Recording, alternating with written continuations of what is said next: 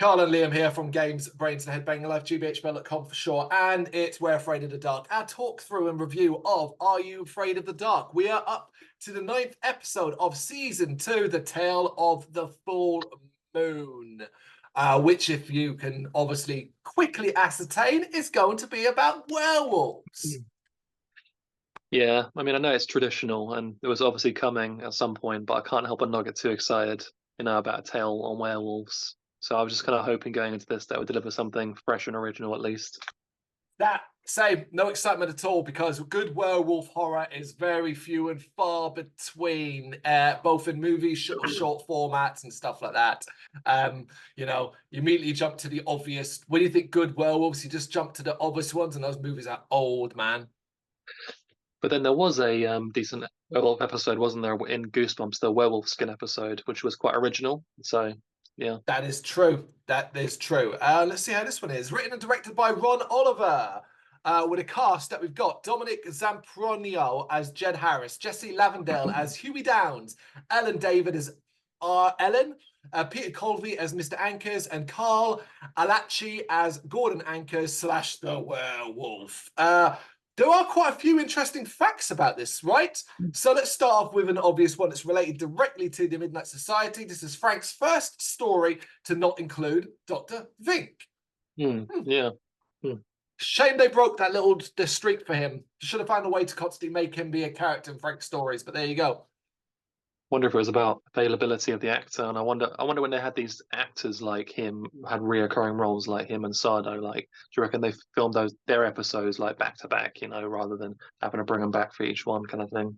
It is. You're probably right. It's about availability more than anything else. All right. So Carl Alachi, who portrays Gordon, actually was in a previous episode, in a previous series. He portrayed Mr. Braun in the episode The Tale of the Nightly Neighbors. And honestly, I didn't recognize him because that was quite a different look. No, couldn't say I recognized him either. Okay, now this is a question for you. This Yeah. episode, way back in the day when you saw a lot of this stuff on TV in the UK, did you see this episode? Do you remember seeing this episode? Don't think so, no. Good. I was wondering, not that I was trying to trip you up, but if you had said yeah, I was going to say you remembered wrong. Because Yeah. according to the creator, DJ McHell, the UK broadcasters would never let this episode air. Ooh, It never aired yeah. here. Really, huh? That is interesting. But it was always one of those things where, like, when I'd watch this or Goosebumps, it was never like any consistent like episode after episode, because they'd always like put random ones on, and there'd never be like one, from beginning to end. That always was frustrating, like with any show. And I don't know if it's like that at shows in like America or whatever, but in the UK, a lot of the times they would start shows, you'd get to a certain point, and then for some reason you'd come up the next day and be like, oh, that big cliffhanger, what's going to happen? They completely revert back to the original. Used to get that a lot with Pokemon, this TV series, and there was loads of other shows that did the same thing. Really, really frustrating. Yes, 100% agree, because I didn't remember this at all. Well, DJ McHell does not actually understand why the UK broadcasters were anti this episode. Ron Oliver speculated that it was something about the two boys breaking into the werewolf's house being against the law. No, that would not have upset the UK broadcasters, because it's context.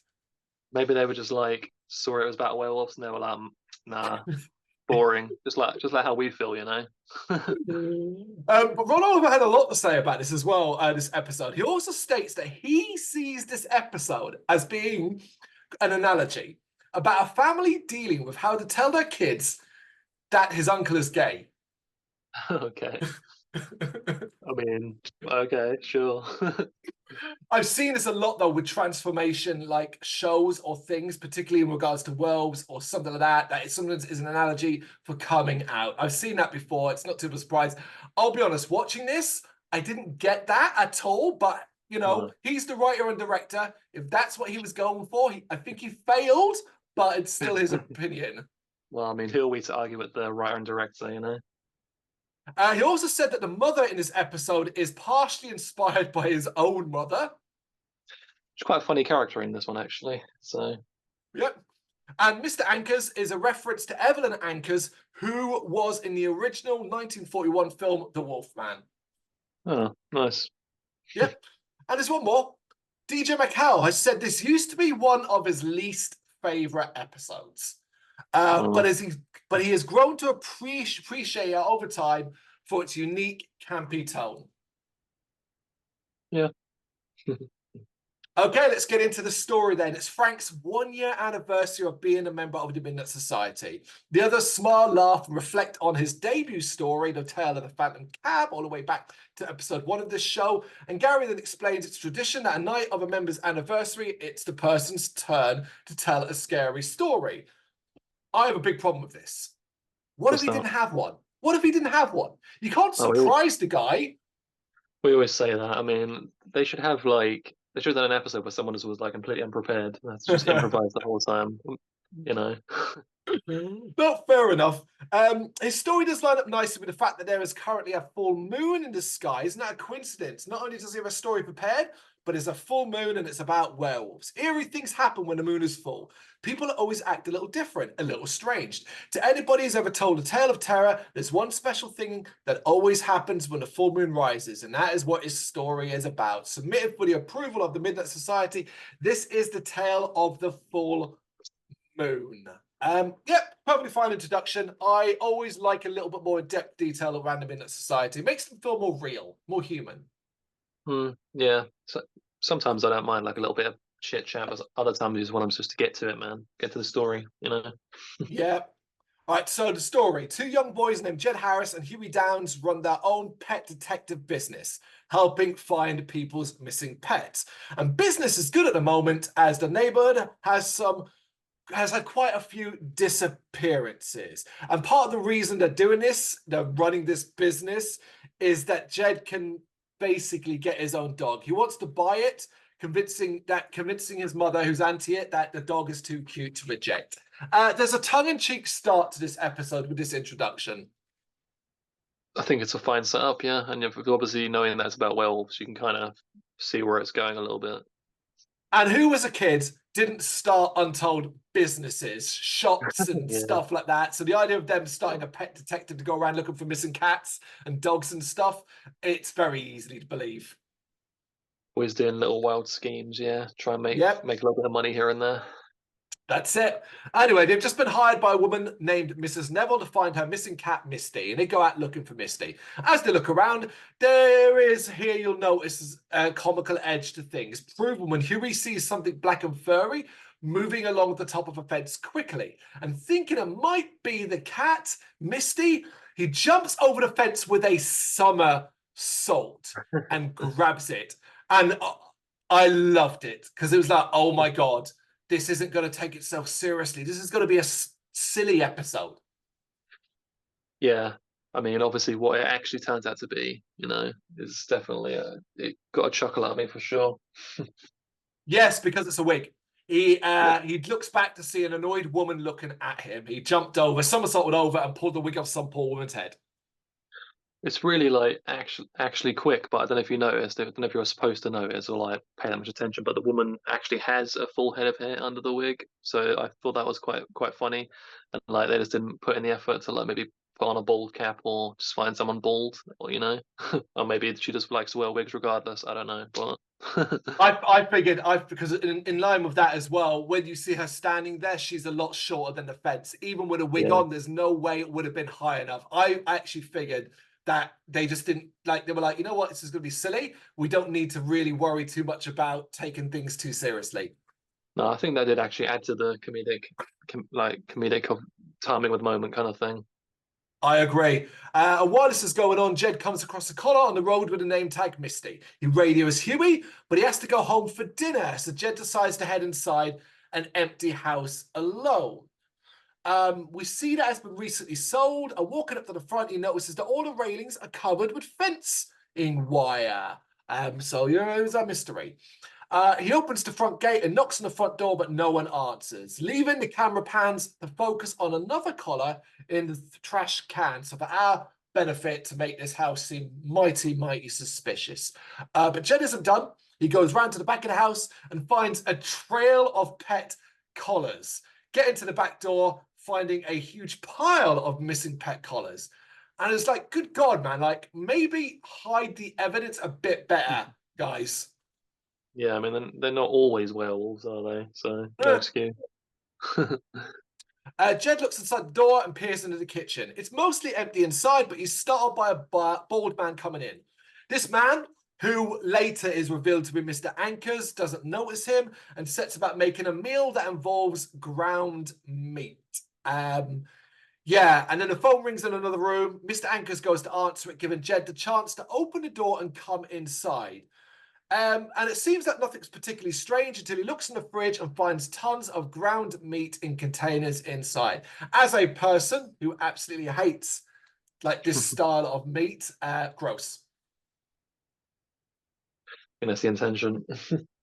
It is. It is the intention. It's weird. It is designed to make you go, oh, it's the equivalent of like it could have been steaks or anything like that. And I'm going to imagine it's probably cheaper just to buy lots of ground beef. Definitely, yeah.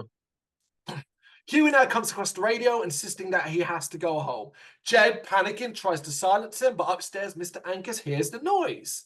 Coming down the stairs, Jed makes a run for it, but on his way out, gets his jacket caught in a nail in the doorway. He gets free just before he's caught inside the house and runs away before Mr. Anchors notices he was there. A little bit more serious, a little bit of classic horror movie frights. You know, the suspected villain might find where you are. Yep. That night, Jed tries to explain to his mother, Ellen, that the fridge was full of raw meat. And Jed is now convinced that the new neighbor is kidnapping and eating pets. Unsurprisingly, his mother doesn't believe him. But this is one of those times where I'm like, yeah, I'm on board with the mum. Yeah, that's fair. But she thinks this is just his way of getting a dog. And I could not... Where does those link up? Like that is a square hole into a round peg, mum. Yeah, I mean, we haven't had any.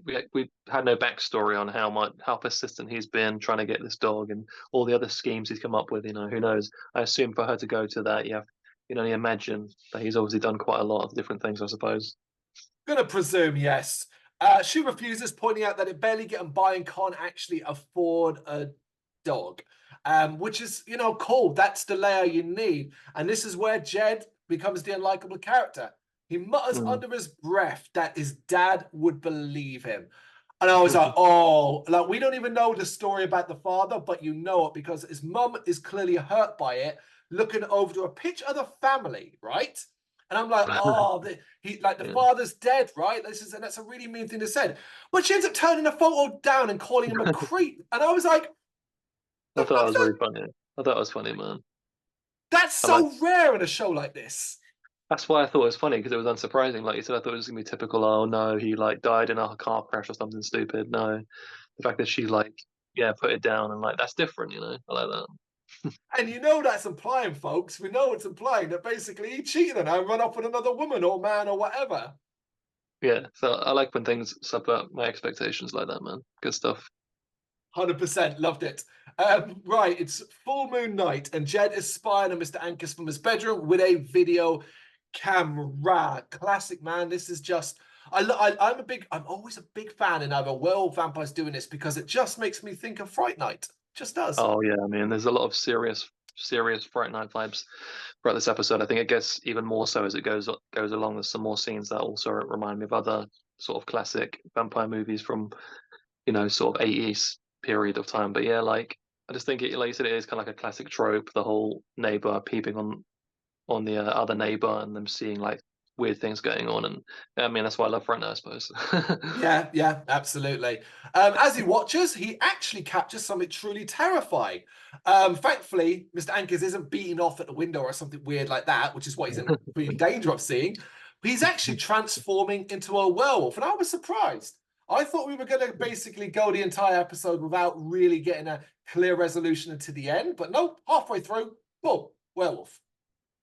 The episodes aren't long enough, man, to drag it out too much. But even still, you could, I immediately I'm like, okay, where's this one going to go? Okay, it's going to be about not believing him, but I didn't. I'll give it credit. It does, it does subvert my expectations.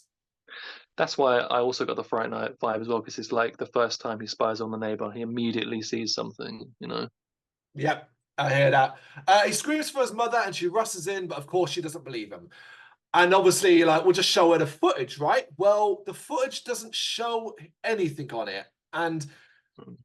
I thought that was cool to begin with, except this is something that doesn't actually get explained by the end. Mm. It's not, what I don't understand is why create this stupid crutch for yourself? Do you know, just don't use a video camera, make it binoculars. And then he's got nothing to show her. But by using the video camera and then being like, well, Mm. he can't, like, it doesn't get explained. No, yeah, that's true. She sends him to bed and jokingly suggests that he has dogs on the brain. The next day, Jed and Huey are reading up about werewolves, in particular, the lycanthropy condition, which can change them at any time. So we're making it a kind of like a real life disease, so to speak. Mm. Apparently, they are allergic to red roses, red pure silver, and they need to eat fresh meat to survive. Right? Am I guess maybe I'm not up on my werewolf lore. Red roses. I have heard that before, actually. But I think that's Ah, just like the really like super old timey traditional ones. It's like how wasn't it that vampires were like water? They were like water would damage vampires, and they couldn't go in water. And like the really couldn't cross old, running water. Yeah. yeah, the really old stuff.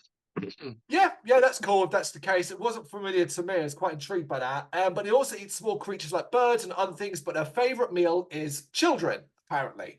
And Huey suggests that Jed move houses. Where are you living in, Huey? Aren't you on the same street? Yeah. That evening, Jed finds his mom is all dressed up and in a very good mood. Her new boyfriend is coming over for dinner. I love her acting here. She's so excited. Mm. Yeah, it's fun. But guess who the new boyfriend is? You see it coming a mile away, folks. It's Mr. Anchors, who turns out to be nice and friendly here. Very, very warm and Mm. welcoming, because obviously he must know that his new girlfriend has a teenage or preteen son. So he's come in a friendly mood. Hate to mention And Fright she, Night again, but go on. Oh, yeah, of course. yeah, Yeah. I mean it was exactly the same. I mean, and to be fair, we've already had an episode with this as well, with the vampires, the Braun Yeah. family, Mr. Anchors himself being like already being invited Mm. over and is doing a similar thing. Yeah. It must have been interesting for him to do, like, all right, so my first role in Are You Afraid of the Dark was as a vampire familiar, and my next one is Mm. as a werewolf. Yeah, true. The cheeky comedic edge continues with Jed throwing out accusations towards Mr. Anchors, much to his mother's annoyance. But it all goes way too far when Jed stabs him in the hand with his fork. Pure silver, apparently. Again, I will just mention another movie from a similar time period, The Lost Boys. The Yep, dinner scene there where they're trying to reveal Max to be the head vampire. It's yep. very, I mean, this is almost identical in a lot of ways. So, I mean, obviously they may have taken inspiration from these scenes, which is all cool, you know. Oh yeah, absolutely. There's no harm in taking inspiration from it, particularly when you're taking inspiration from classics like that. Even though this isn't vampire related, the transformation idea is still the same thing. Hmm. I will also like acknowledge here as well, like the silliness of him thinking the fork was pure silver. I It know wouldn't be. is after what his mum said about not having a lot of money. I think she might have sold those had they been struggling. Yeah. He then rushes over to the window and opens the curtain to reveal a full moon, expecting Mr. Anchors to change, but nothing happens. Mr. Anchors, who was being way more patient like than he has any right to be, plays it down, and Ellen sends Jed to bed. I thought he was so like, and I know we're supposed to think it's because he is actually a werewolf, or like Jed's, like, I've seen so much Goosebumps. I was like, okay, where's the twist? Okay, the twist Mm. is that Jed and his mother are actually werewolves and not Mr. Anchors. Like, I automatically went down Mm. that route. Yeah, it's true. You're always looking for the twist in these things, but it's not always the case in Are You Afraid of the Dark compared to Goosebumps, is it? So It's true. You're absolutely right. It's not always the case, but there is a twist anyway, folks. But we'll get to that. yeah, In his room later, his mother comes in to tell him that they're going out for coffee. I'm like, oh yeah, you get some, girl. You go. yeah. Uh, Jed calls Huey and explains what he did, and that Mr. Anchors can't be a werewolf. However, he still suspects something in the house isn't right. I appreciate that, right? I appreciate he Mm. didn't just go, oh yeah, I made a mistake and I guess I must have imagined it. He's like, no, look, I did make a mistake, clearly, but something over there is odd. And I was like, I yeah, okay, mean, cool. You still want to pull the thread.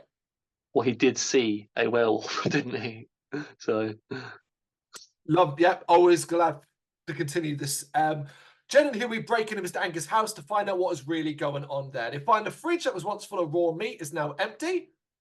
I was just going They to say head. also, sorry, I was just going to Oh, jump in and quickly say that I really do hope that his mum and the guy went out to get coffee and not back to his place, or they're in for a real nasty surprise. God, that would That's have. what I was thinking the whole time. Like, that's where my mind went straight into the gutter, man.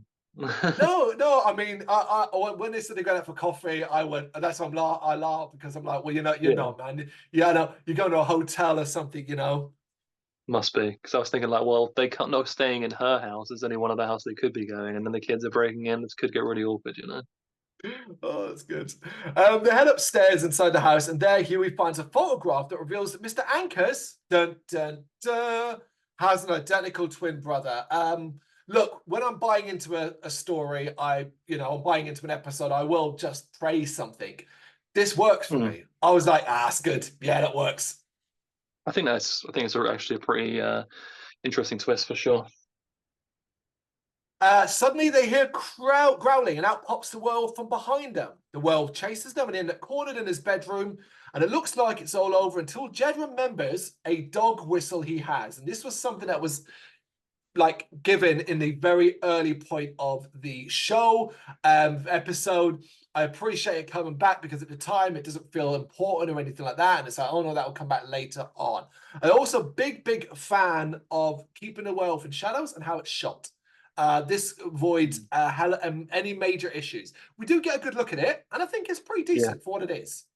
Yeah, I mean, I think it does. It looks a bit rubbery, obviously, but for this type of show, I think it works fine enough. Yeah, Agreed. It's that, like I said, it's what it is. If I was watching a decent budget movie, I would expect better.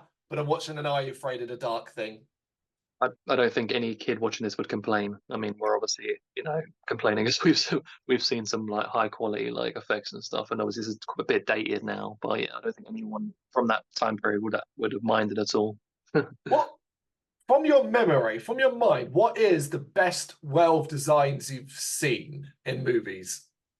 Ooh, the best wealth designs. Mm. Hmm. Designs or I'll have to think about that one. Come back to me.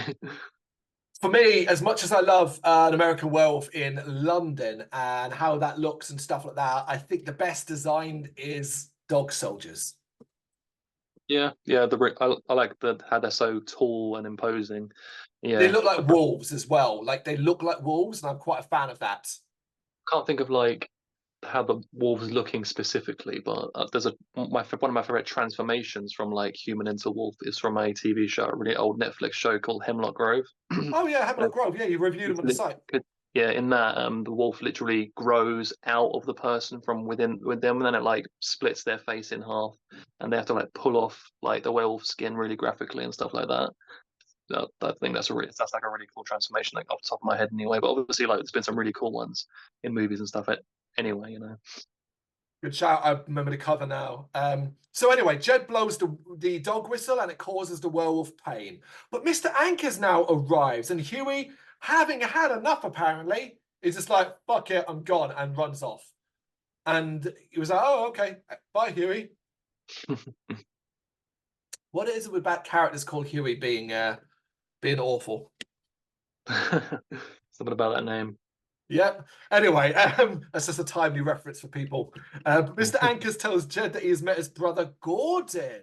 He explains that Gordon suffers from lycanthropy and he just doesn't have the heart to put him out of his misery since he's the only family he's got. And like, okay, right. I'm like, okay, well, okay. So like they're both villains effectively because Jed explains that his mom is his only family he's got and she won't stand for it when she finds out. And then we get twist number two. Because she comes in and tells him she already knows about Gordon, claiming that she was afraid at first, but not anymore. Now she's trying to understand and she hopes that in time he will too. I was like, man, she must have fallen head over heels for Mr. Anchors, because like, I don't know, I guess they're further along the dating scene than maybe we thought they were, or at least I thought they were, because like, did he spring this onto her on a first or second date? Because, whoa. Yeah, maybe you're supposed to take that something from a previous scene that she's quite desperate and wants to move on from like the father and stuff. And I guess this guy it's quite a catch, man. Got got to grab that. Yeah, it's quite a twist. And we see Gordon sitting down nicely and peacefully as Mr. Anchors pets him. And Jed agrees and says, cool, all right then, but he's got to stop eating people's pets. So Jed came around very, very easily there. Mm. But we do get a fun end. If you're not too happy about way this kind of resolved itself, we get a fun sort of final scene. It's cut to sometime later. Ellen and Mr. Anchors have now married, and the entire family are now living together. Everyone seems pretty happy, and they're having a late night barbecue.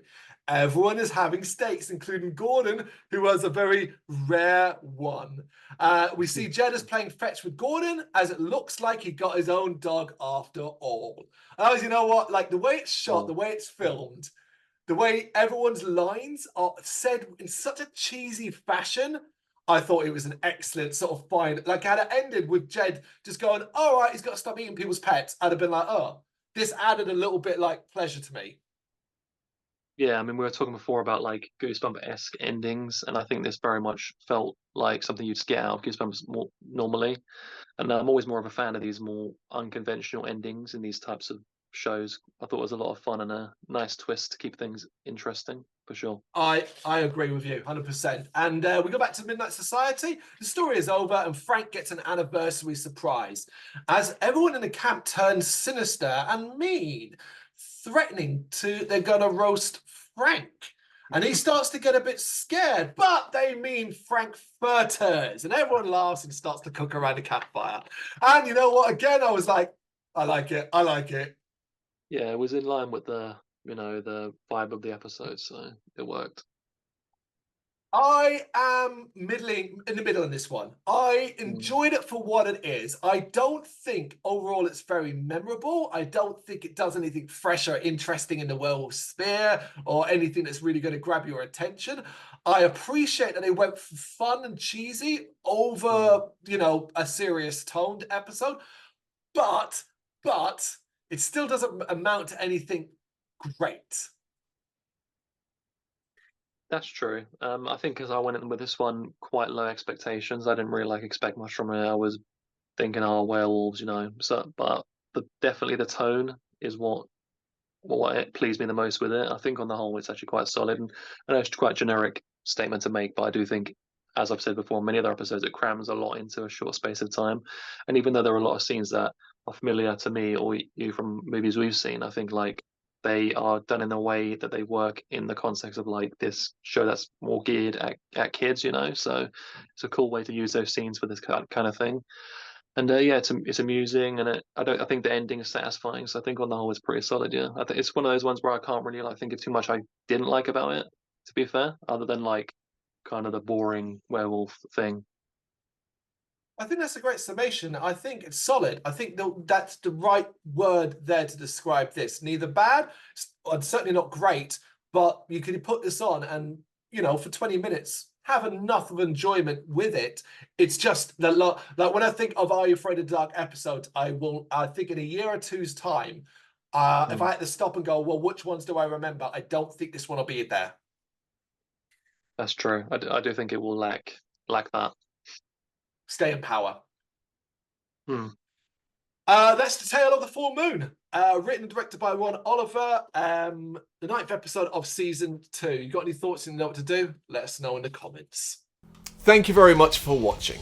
If you'd like to see more content like this, please consider hitting the subscribe button. It is gratefully appreciated. You can find us over at gbhbl.com, our full website where reviews, news and so much more goes up daily. We're also on all social media platforms: Facebook, Instagram, Twitter, Threads, at gbhbl. Just search for gbhbl and you will find us out there. We also have merchandise on sale. You can access the shop via the website.